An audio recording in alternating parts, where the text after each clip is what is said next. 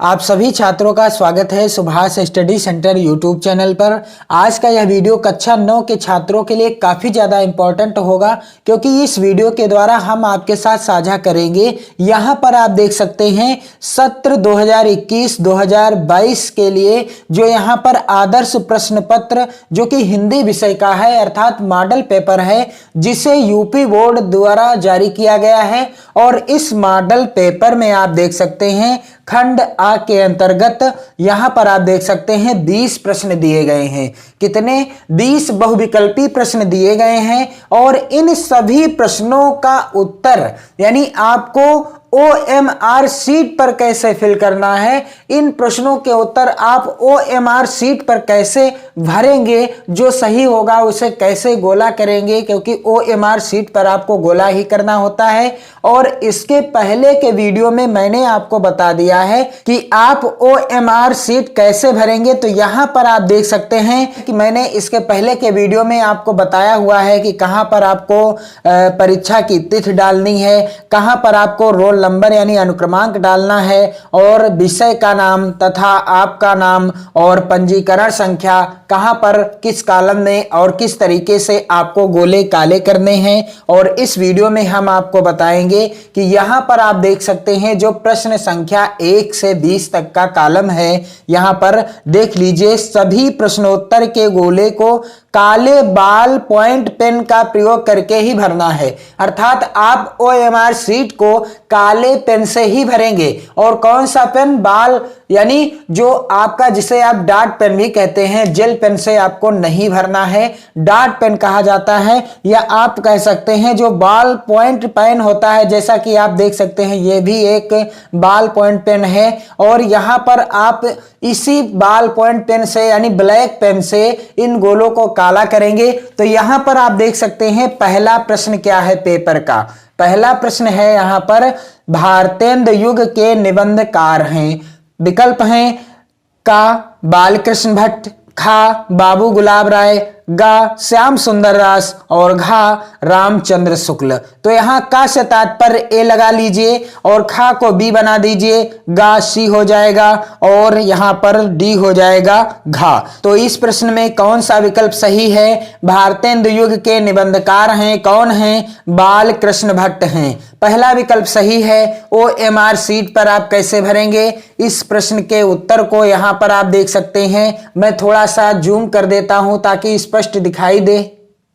यहां पर आप देख सकते हैं पहला जो 1 नंबर सीरियल नंबर यहां पर पड़े हुए हैं, और सीरियल नंबर 1 से 5 तक यहां पर पड़ा हुआ है। 1 से 5 तक यहां पर लिखा हुआ है, यानी आपको 1 से 5 प्रश्नों को यानी प्रश्न संख्या 1 से प्रश्न संख्या 5 तक के प्रश्नों का उत्तर इन दिए गए जो है गोलों को काला करके देना है। अब मान लीजिए पहले का यानी पहले प्रश्न का पहला विकल्प सही है, ए सही है, इसलिए यहां पर मैंने ए को काला कर दिया है। अगला प्रश्न आप देखेंगे, दूसरा प्रश्न जो कि इस प्रकार से है, गोदान। गोदान किस विधा की रचना है? पहला विकल्प है कहानी, दूसरा है उपन्यास, तीसरा है निबंध और चौथा है नाटक। तो गोदान किस विधा की रचना है? तो गोदान मुंशी प्रेमचंद जी के द्वारा रचित है। और गोदान किस विधा की रचना है? उपन्यास विधा की रचना है। कौन सा विकल्प सही हो जाएगा? यहां पर बी यानी खा वाला विकल्प सही हो जाएगा। तो आप देख सकते हैं यहां पर दूसरे का बी यानी दूसरे प्रश्न का कौन सा राइट आंसर हो जाएगा? बी वाला सही है, इसलिए आपको बी को इस तरीके से बिल्कुल अच्छे से काला कर देना है। गोला काला करते समय आप ध्यान देंगे कि आप गोले से बाहर पेन को मत चलाएं और काट पीट ना करें। मान लीजिए जल्दबाजी में आपसे सी वाला गोला काला हो गया है, तो आप उसे ब्लेड से या व्हाइटनर का प्रयोग करके मत मिटाएं। हो सकता है आपकी OMR शीट चेक ना हो, इसलिए आपको गोला काला करते समय बड़ी सावधानी बरतनी है। और अगला प्रश्न यहां पर आप देख सकते हैं कि तीसरा प्रश्न है, सेठ गोविंद दास द्वारा रचित व्यवहार एकांकी में कुल कितने पात्र हैं? और यहाँ पर पहला विकल्प है कुल 5 पात्र हैं, दूसरा विकल्प है कुल 4 पात्र हैं, तीसरा विकल्प है कुल 12 पात्र हैं और चौथा विकल्प है कुल 10 पात्र हैं। तो सही उत्तर क्या हो जाएगा?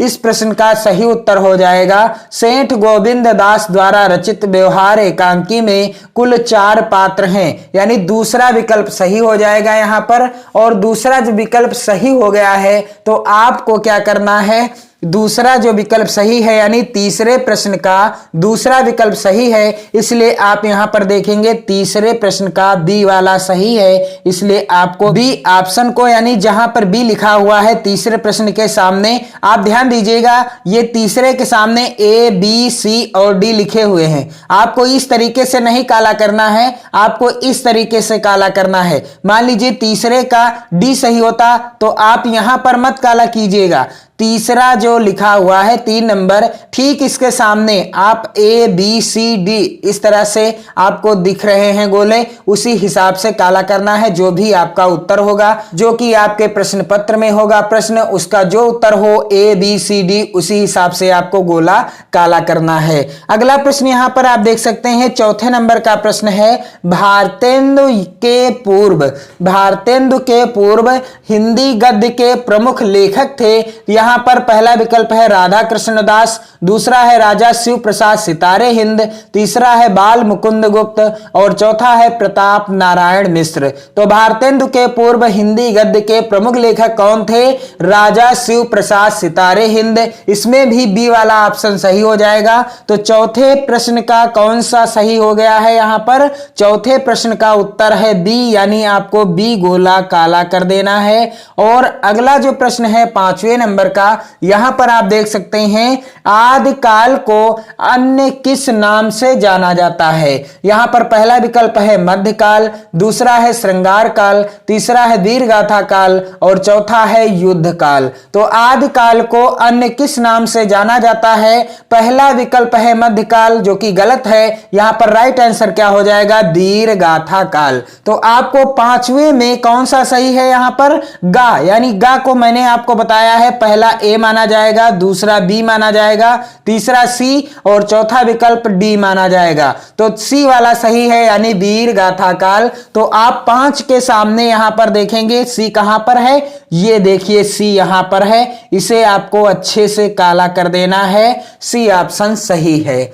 और अगला जो प्रश्न है यहां पर आप देख सकते हैं 6 नंबर का, पृथ्वीराज रासो किसकी रचना है? पहला विकल्प है नरपत नाल की, दूसरा है चंदबरदाई की, तीसरा है दलपत विजय की और चौथा है विद्यापत की। तो पृथ्वीराज रासो किसकी रचना है? चंदबरदाई जी की रचना है। आप ध्यान दीजिएगा, यानी 6 वाले प्रश्न में कौन सा विकल्प सही है? दूसरा। तो आप इसका उत्तर यहां पर भरेंगे 6 में जो सही है दूसरा, यानी 6 यहां पर आप देख सकते हैं और इसमें दूसरा सही है। तो आपको बी वाले गोले को काला कर देना है। बी वाला गोला दूसरा है, सी वाला तीसरा है और डी वाला चौथा है, ए वाला पहला है। ये चीज आप ध्यान दीजिएगा, क्योंकि पेपर में ए बी सी लिखा हो ये कोई जरूरी नहीं है। हो सकता है आपके पेपर में जो आपकी बोर्ड परीक्षा होगी वार्षिक, उसमें हो सकता है ए बी सी डी की जगह पर इसी तरह से सेम लिखा हो का, खा, गा और घा। आप देख सकते हैं 7वें नंबर का प्रश्न, सगुणोपासना की दूसरी शाखा कहलाती है। यहां पर पहला विकल्प है सूफी काव्य धारा, दूसरा है कृष्णाश्रयी शाखा, तीसरा है ज्ञानाश्रयी शाखा और चौथा है प्रेमाश्रयी शाखा। तो सगुणोपासना की दूसरी शाखा क्या कहलाती है? कृष्णाश्रयी शाखा कहलाती है। दूसरा विकल्प सही हो जाएगा। तो 7 का कौन सा सही है? यहां पर आप देख सकते हैं बी वाला सही है। तो 7 का भी आप बी वाला गोला काला कर देंगे बिल्कुल अच्छे से। ये चीज आपको ध्यान देना है, गोला काला करते समय बाहर मत निकलने पाए। और अगला जो प्रश्न है 8 नंबर का, साखी, सबद, रमैनी किसकी रचना है? पहला विकल्प है धर्मदास, दूसरा है कबीरदास, तीसरा है सुंदरदास और चौथा है मलूक दास। तो साखी शबद रामायणी किसकी रचना है? दूसरा ऑप्शन सही है कबीरदास। और आपको गोला काला करना है प्रश्न संख्या 8 का दूसरा यानी बी वाला। यहां पर आप देख सकते हैं बी वाले गोले को आपको काला कर देना है।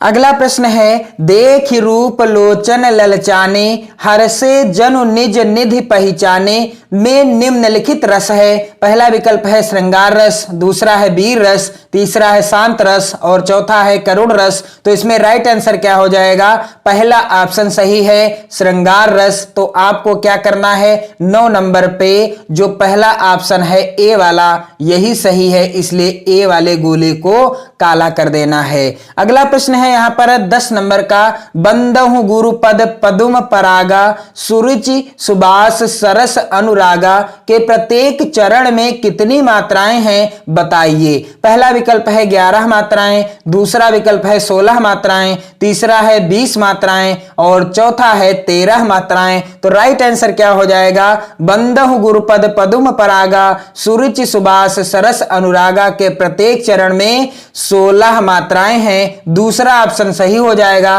तो आप 10 का जो दूसरा यानी बी वाला ऑप्शन आपको क्या करना है?